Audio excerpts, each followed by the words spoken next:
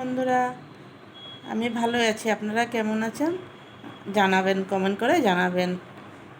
আমার এখন চোখের সেটা যে বললাম যে আমি সেদিন যে অপারেশন করেছি, অপারেশন করে আজকে যে প্রায় লগভগ 10 দিন হয়ে গেছে।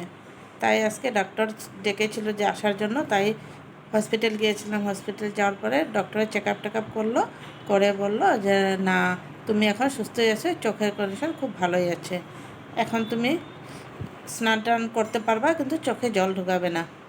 তাই মানে ধুলাবালু লাগাবে না, চুলার সামনে যাবে না, সেটুকু করে এমনি নর্মাল যা করার বাইরে ঘরে এসে টুকটাক এসব সব করতে পারবে।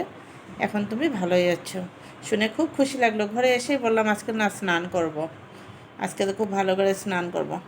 তাই এসে স্নান টান করে এখন বসলাম, বললাম যে না, একটু কিছু বলি, হসপিটালে কি বললো না বললো, তাই তোমাদের কাছে শেয়ার করলাম। নমস্তে।